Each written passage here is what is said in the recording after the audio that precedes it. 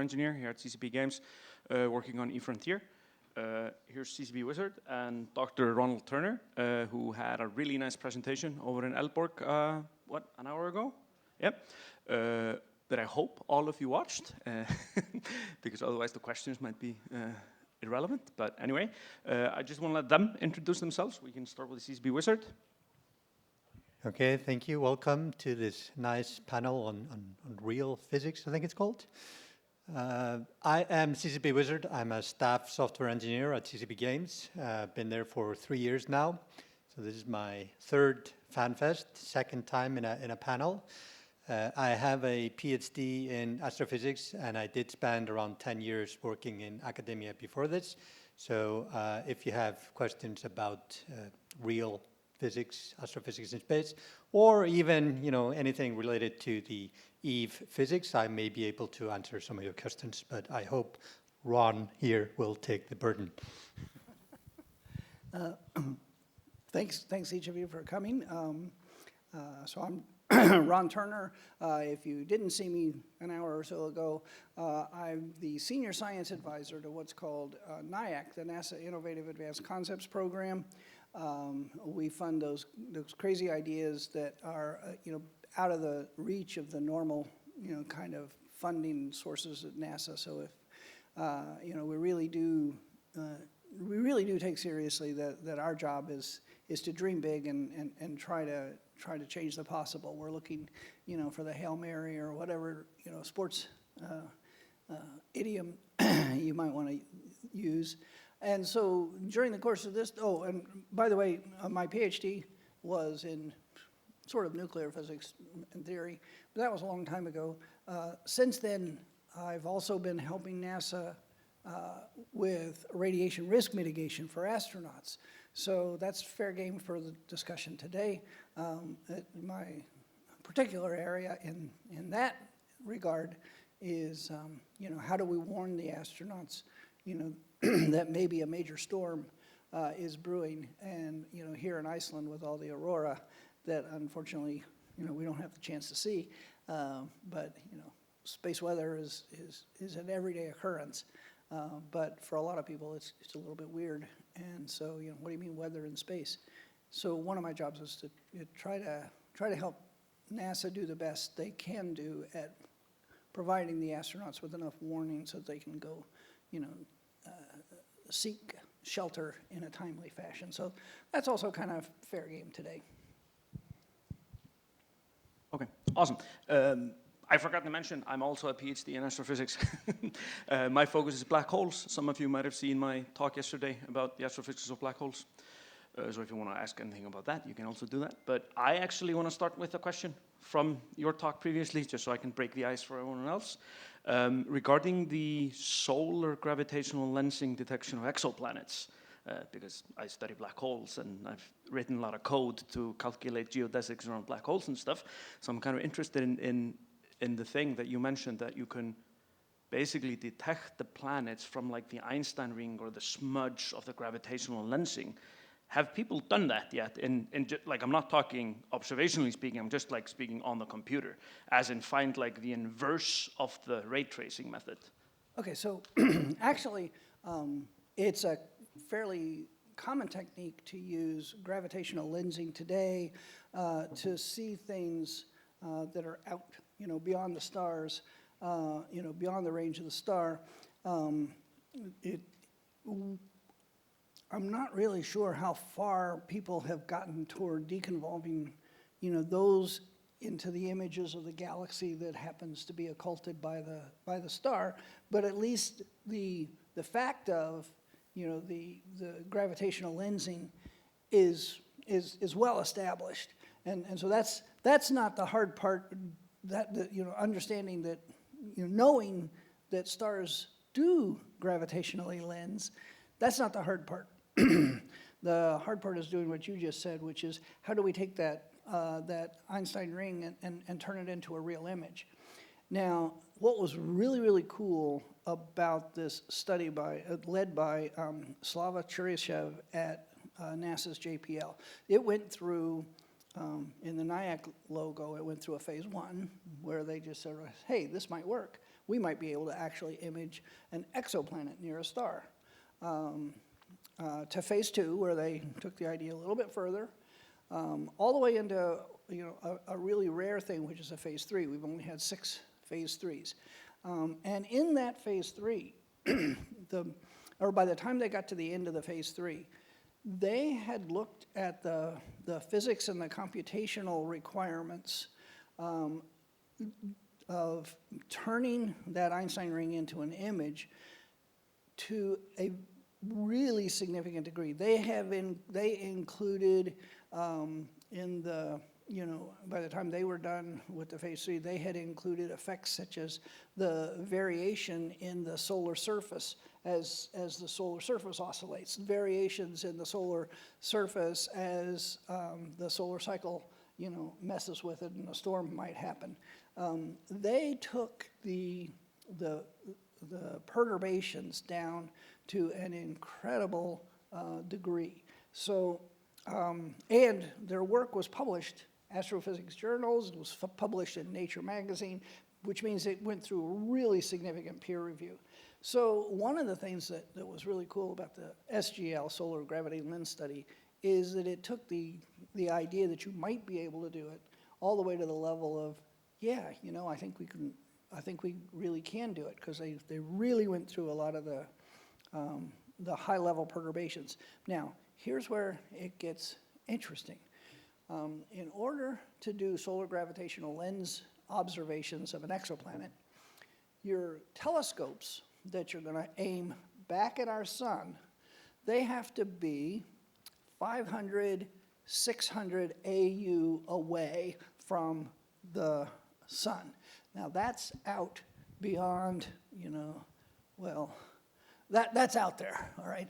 That's nowhere near, what we call the typical solar system.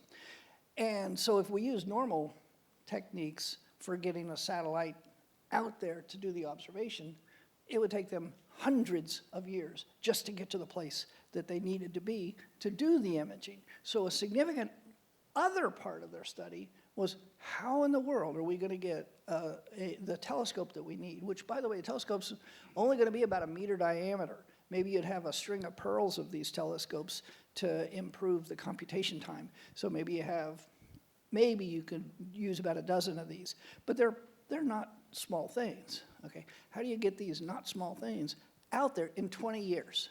Not hundreds of years. How do you get them out there in 20 years? And they're not allowed to, in NIAC we allow one miracle, okay? The one miracle in this case was solar gravitational lens to try to see an exoplanet near a star. They're not allowed to invoke, animated drive and some unobtainium fusion drive. So they had to figure out, was there a way that was accessible by technology today, okay, to get a lens, to imagine getting this telescope and this string of telescopes that far out.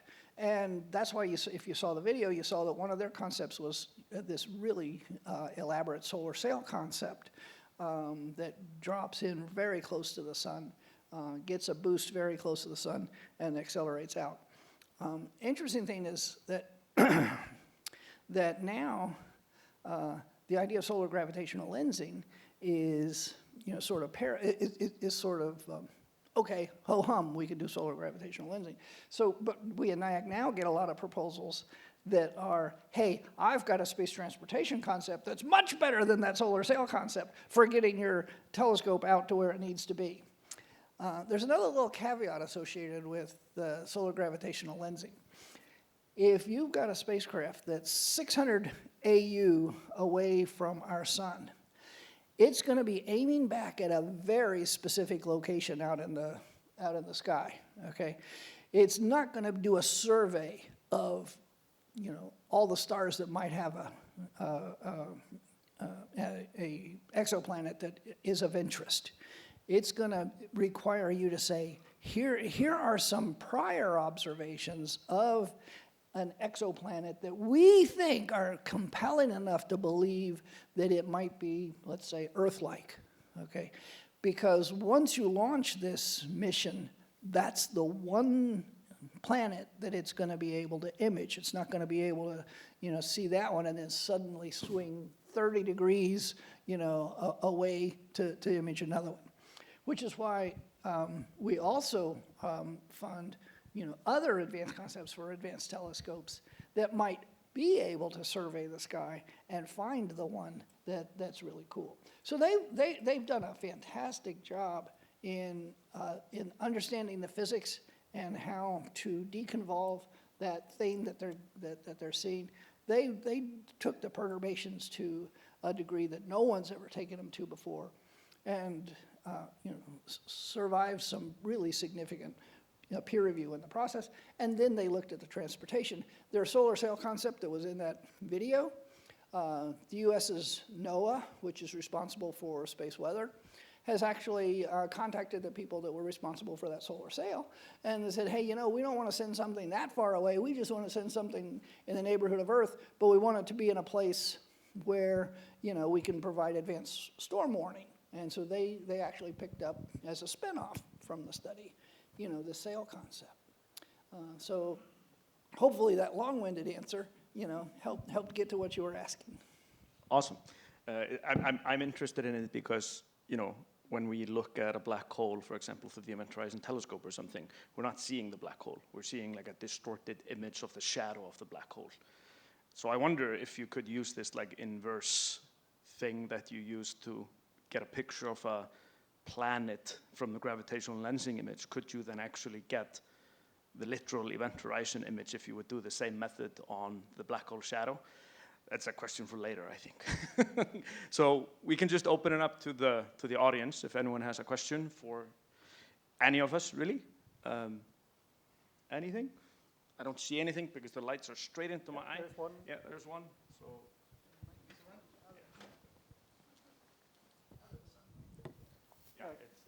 Yeah,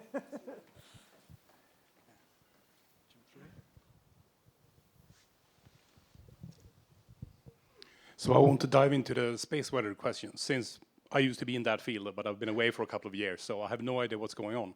What's the next big thing in space weather predictions? I wish I knew.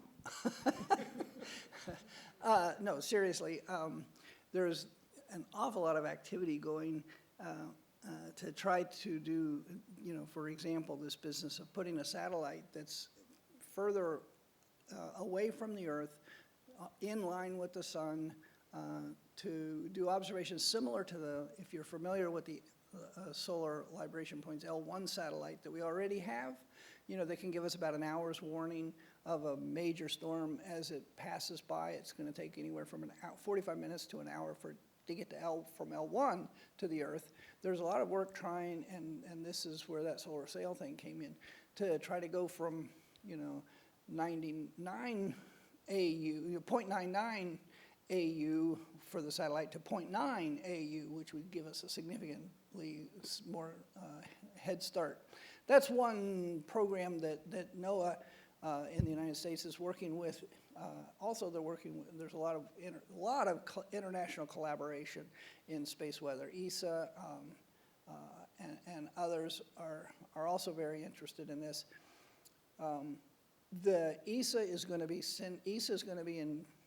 is in charge of a satellite that's going to go not from not to L1, but to what's called L5. It's a spot on the Earth's orbit, but it's trailing the Earth. So there is an active program to put a satellite at L5, which basically looks at the sun from the side view of where we see the sun. And if they can get that satellite there, once they get the satellite there, then when there's what's called a coronal mass ejection, a CME, that's erupted from the sun, that's heading toward the Earth, and that CME is the thing that's going to cause all the damage potential damage to Earth.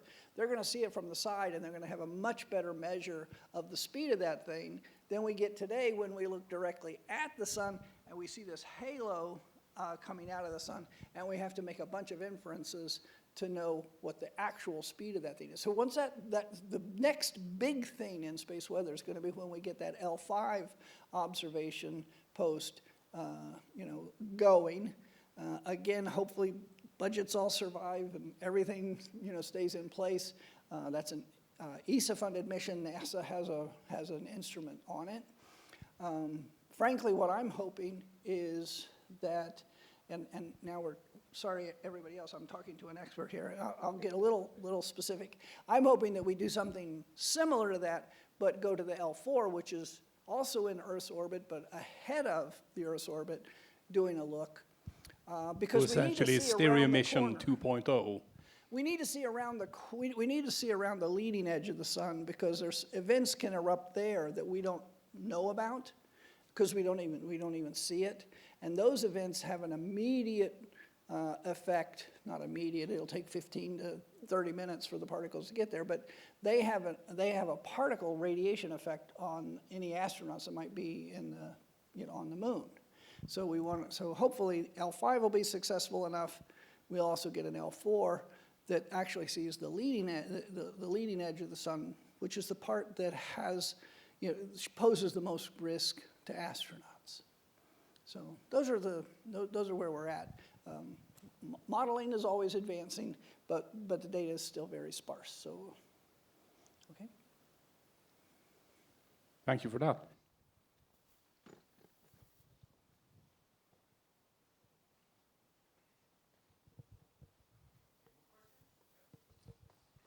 So while he's going, the back story of that is that those radiation storms that might affect the astronauts, they can build up over the course of about an hour to a peak if they're really severe. We want as much lead time as we can, so that if there's an astronaut on the surface of the moon doing an EVA, they have plenty of time to get back to shelter. Once they're in shelter, they're okay. If they're left out high and dry, then it could get kind of nasty. Not fatal nasty, but kind of nasty. Okay, another question. Thank you. So I have a question kind of leading off of the conversation on propulsion, and that is for these very long journeys, so 300 AU away from Earth.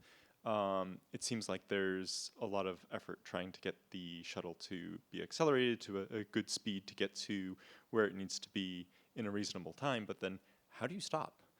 And is there thoughts for propulsion that meets that? Actually, that's a fantastic question, and I'm glad you thought that through that way, because it turns out, specifically for the solar gravitational lens, it's not like a typical lens. You don't want to stop. You want to keep going, because from 500 to 600 AU, as you move out, you're sampling different parts of that Einstein ring. And so you actually want to keep going so that you can sample that full range of the focal points for that exoplanet. So you don't want to stop. You want to keep going. I see. So that would be a multi-year, maybe multi-decade mission then. On the order of 20 years, you get the full image that was on the screen that I showed you, the simulated image that I showed on the order of 20 years. It can't be less, but on the order of 20 years. Thank you.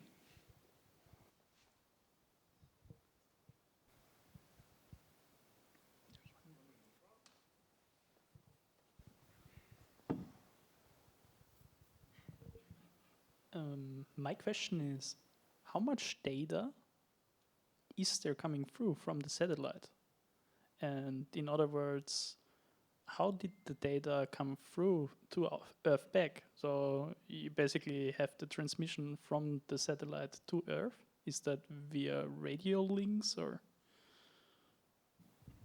Are we still talking the SGL mission where they're transmitting from that far out? Is that what you're talking about? Yeah, for example.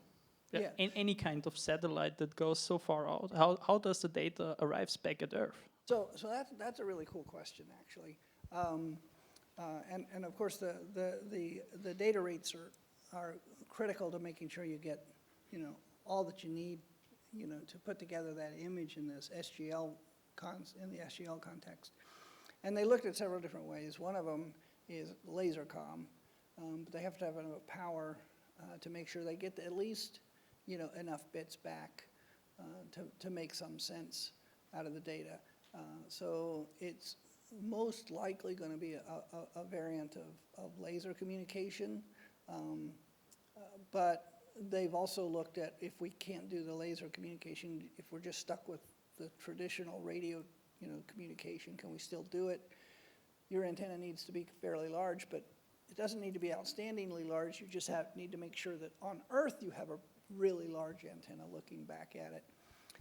So they've looked at the problem of data. I can sort of, take it to the next step. We've also looked at if we send a mission literally to another star, okay, how are we going to get data back to Earth, from that other star, from the neighborhood of that other star? And we just recently funded a group.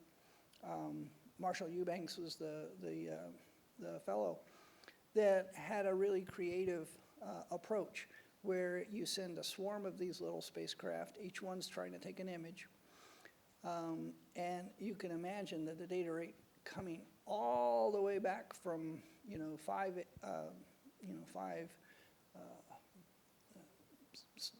not AU, 5 light years. There's the word I was looking for. 5 light years away. Okay, wow. How are you going to get? How are you going to get anything out of that? And so his concept is a swarm of spacecraft that are distributed around the star when they get there, and they get there via the laser propulsion approach that we funded earlier from Phil Lubin that became Breakthrough Starshot. So anyway, you've got this swarm of spacecraft. Each of the spacecraft knows exactly where it is relative to the other spacecraft. To beat the noise problem, every spacecraft times its transmission so that the transmissions from the whole swarm get to the Earth at the same time, within milliseconds or microseconds. He's worked out the precision that's needed. But all after that 5 light year travel from dozens of spacecraft, all of the transmissions get there at the same time. That puts it way above the background noise, and it lets them look at it. So tricks are being looked at. Crazy ideas are being looked at.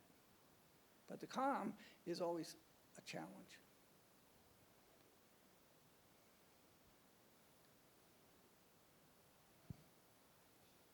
Some of you may have known from the Pluto flyby that happened several years ago. It took, with radio transmission just out from Pluto, the data rates were so slow that to get the images back took well over a year to get all the data back.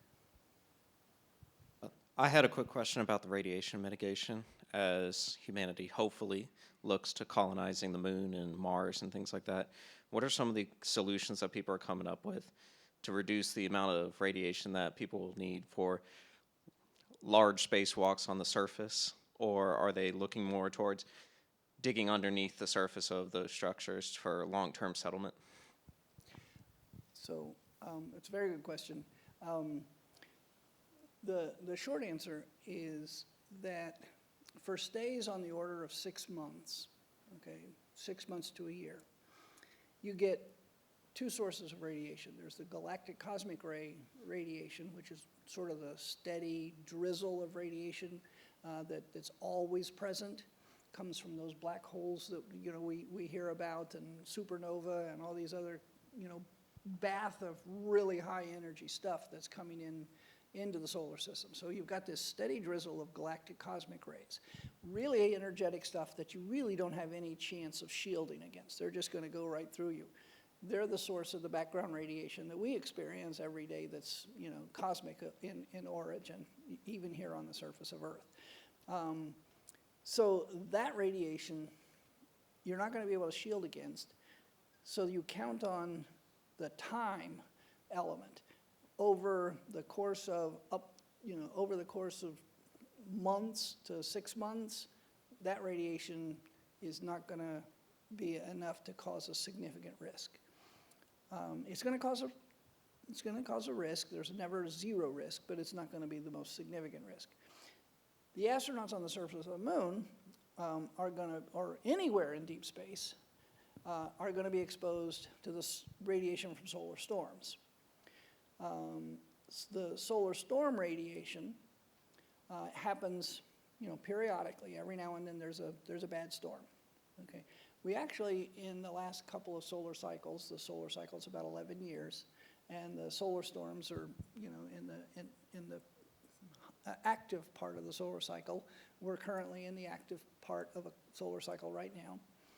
Those storms last anywhere from a few hours to a few days. Sometimes they happen in sequence. An active region will burp out 2 or 3 coronal mass ejections over 2 or 3 days, and so the radiation stays high, maybe for a week to 10 days. That's happened in the past. That radiation is not as penetrating as the galactic cosmic ray radiation. If you have a reasonable thickness of stuff between you and that incoming radiation, and reasonable, that much, okay, stuff between you and that radiation, you're generally speaking going to stop the worst of it. You'll get a slight increase, and it depends on the nature of the storm, how bad that increase is. But if you've got reasonable thickness of shielding between you and that thing, especially if that shielding has some what we call low Z material in it, water. If it's an aluminum structure, that's a bad thing, because the aluminum generates, when the cosmic rays, when the solar rays go through the aluminum, secondary particles are created as it slows down. The worst of the secondary particles are the neutrons that get generated. They wander through and make it into the shelter. The easiest way to stop the neutrons is to have water between you and the outside. There's other shielding low Z materials that are also effective. So you want to stop. But the point is, after all that, it doesn't take a lot of shielding to protect you from a solar particle event, assuming you're under that shelter. So what we want to do is make sure that the astronauts have enough warning that in a reasonable amount of time, and a reasonable amount of time means an hour to 4 hours, not instantaneously. Once this storm hits, it's not going to, like vaporize the poor guy or gal that's out there. If they got, about 4 hours to get under the shelter, they're probably okay. So that's why we want to do what we can to forecast those things. And especially an area that's getting a lot of attention is forecasting all clear periods. These storms are rare. So if you knew for sure, if you really knew for sure, you're betting that astronaut's life on this, or their health at least. If you knew for sure that there wasn't going to be a storm in the next 8 hours, okay, the astronaut would be free to move about the planet. Okay, the next 24 hours, they'd be free to move even further. Okay, so there's a lot of work on trying to understand, what these all clear periods would be, in addition to actually forecasting an event. A lot of artificial intelligence, and machine language techniques are being brought to bear now, looking at the data that we do have to see if there's something about the data that we do have that's really going to help us forecast those all clear periods, or inversely, that a storm is, a significant storm is imminent. Not all the solar storms are bad, okay? Bad from a health standpoint. We have not actually had a significant particle storm in this solar cycle, where when I first started doing this research in the 90s and early 2000s, the solar cycles were producing severe storms during the peak of the cycle every few months. Really severe storms. We don't know why the sun was producing so many severe storms then, and it's only producing modest storms now from a radiation standpoint. So not from a geomagnetic standpoint, which, the auroras and everything else care about. Thank you.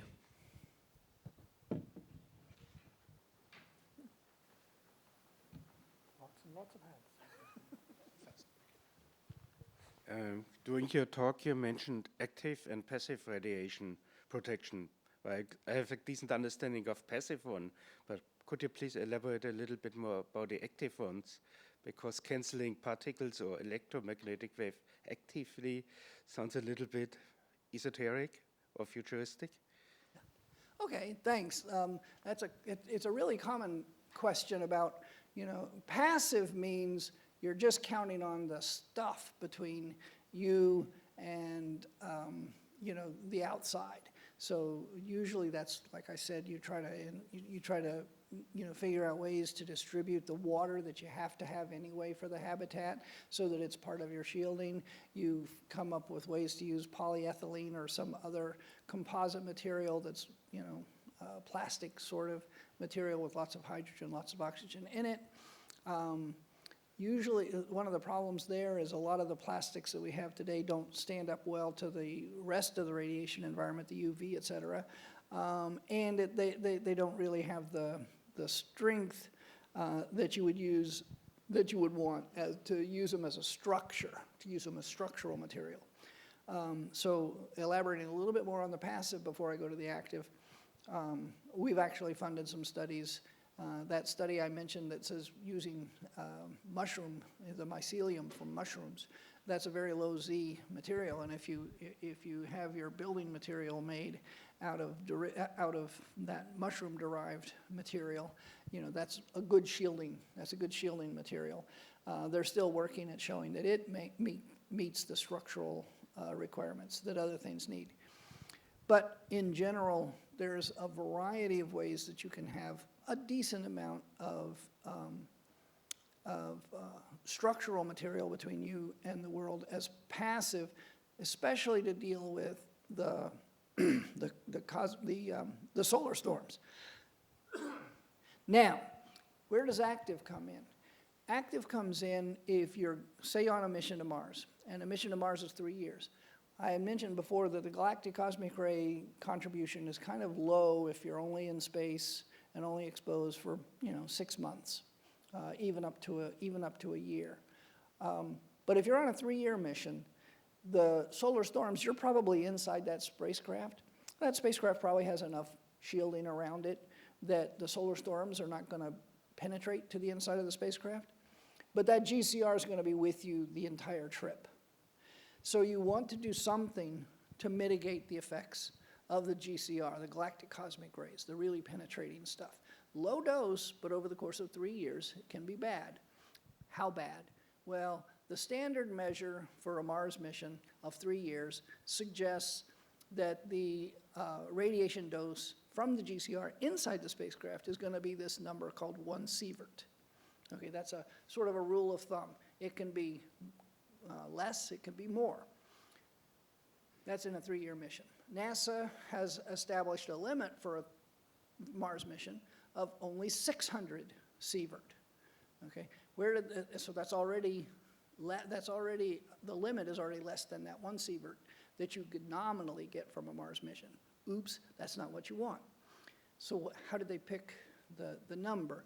They want to keep the risk of cancer developing later in the astronaut's life after they've returned to less than about 3% over what they would nominally be expected to have as their cancer risk had they not gone on the space flight. Okay, so there are other things that radiation does in a 3-year mission from the GCR that we're just now beginning to understand how significant it might be in addition to the radiation exposure. We're just now beginning to understand that it actually could impair your cognitive ability, okay, a CNS, central nervous system effect, similar to like what you would get from Alzheimer's, okay, over your lifetime. So exactly how high that risk is not clear. There's also a decrement in your immune suppression from radiation exposure. There's also a risk of increased cardiovascular disease from the radiation exposure that extends over 3 years. all these risks start to compile, start to combine to where you'd really not want them to get that 1 sievert. And even the 600 millisieverts, which is 0.6 sieverts, even that's, you know, we're a little bit uncomfortable. How do you do something? You know, what's available? What's in our toolkit to keep the radiation exposure down to something that we could, you know, sustain, that we could live with, that the astronauts' family, you know, whoever is involved could live with. So, therefore, the holy grail in radiation risk mitigation is shields up Scotty, okay? That means you inflate this magnetic field, either a big bubble around the spacecraft, similar to the Earth's magnetic field, okay, that helps deflect some of this radiation from us, or you have really intense magnetic fields confined in cylinders that are surrounding the habitat, so that even the worst of the GCR, as it goes through those magnetic fields, get deflected away. Basic physics, a charged particle moving in a magnetic field will move in a circle. Okay, so you want a real strong field around the habitat. You don't want that real strong field to leak into the habitat. That's not good. Okay, the strong. So active shielding is a way that's being explored to see if you can put a nice strong magnetic field around the spacecraft to deflect. NIAC has actually had a series of studies on techniques as superconductivity has, you know, increased in, you know, the effectiveness as a way to maintain the current to create those fields, as better material has been developed that could help withhold the stresses on those tanks that the magnetic fields generate. So we've had a series of studies. The amount of energy that's stored in those magnetic fields is tremendous, okay? And if all, the equivalent of megatons of energy is stored in those magnetic fields. If the superconductor gets quenched, means suddenly it goes from superconducting to not superconducting, a lot of that energy gets released right away. That's a bad day for the poor astronaut. Okay, so you got to make sure that you've got a way to quench safely if a quenching happens, and then that you've got to restore all that energy to build the field back up again. Okay, so about these studies that we've done, there was a really, probably the 2 best studies on active shielding. One of them was funded by NIAC, Shane Westover at NASA's Johnson Space Flight Center, and another one inspired by Shane's study was done at ESA about a couple of years later. And they went down to all the engineering details of the, are you going to be able to, keep the tank from collapsing, buckling, if the field is a little bit uneven? Are you going to be able to put enough power in to keep it going? They looked at all these details, both of these 2 studies. And right now they stand as the benchmark for what it's going to take for active shielding to be realistic. So Shane Westover delivered to NIAC a report that was about 250 pages long after he got through to his phase 2 study. He had a phase 1 and a phase 2. ESA, a similar length of report. They each had slightly different architectures. They weren't duplicating one another exactly. They had slightly different approaches. So here's this 250-page report on how we would do this. You get all the way to the end of that report, and there's a 1-paragraph summary. And in that 1-paragraph summary, it says, oh, by the way, if we turn the fields off, we're getting the same dose inside the spacecraft as if we turn the fields on. So the material alone was providing the bulk of the shielding. That's not what we want, okay, because of all the risk of that thing. Why is that bad? Well, it's bad in the sense that it's not helping us get to active shielding. It's great in showing where the problems are, what problems need to be solved, so that we can go and implement using yet another, order of magnitude better superconducting magnets, an order of magnitude better in the strengths of the material that are going to be used for these for the structures holding these things together. What are the hard parts that we need to solve to make active shielding work? Okay, that problem hasn't been solved. We're still waiting to see if a solution can come up for that problem. So my approach or what I recommend that we do is say, hey, about that 3-year mission, that's wrong. Okay, we need to make it a 3-month mission. We need to find the advanced propulsion that's going to get us to Mars in 3 months, stay at Mars as long as we reasonably can, and come back from Mars in 3 months. Is that unreasonable? Well, today, right now, yes. Is it unreasonable in 10 or 20 years? Maybe not, because there are some advances in pretty traditional nuclear, thermal, nuclear electric propulsion that if we can improve the temperatures that we can run those fission reactors at without melting the stuff that's holding it together, if we can get better material, then we have a chance of getting to that 3-month out, 3-month back mission. That's one approach. The other approach is the one that I mentioned of fusion. I showed you a video in the thing of a fusion concept that Stephanie Thomas did about 10 years ago now. It was way ahead of its time in fusion concepts. She and her lab that she's a part of have since got tens of millions of dollars from energy sources to look at that concept of fusion as an energy source, not as a propulsion source. She's not at the break-even point yet. We just funded a new study, a totally different architecture for fusion that I'm looking forward. He just started. I had asked him,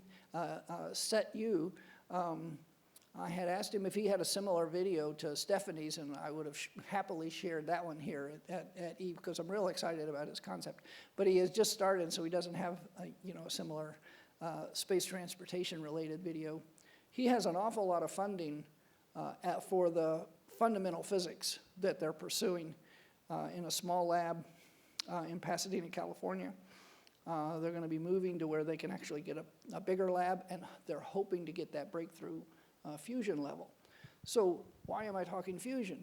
Well, if we're not going to Mars until the 2040s, let's say, and then maybe what we do is we invest in the fusion technologies that are needed so that we leapfrog the fission technologies and go to a source that might be much less massive than a fission system would be.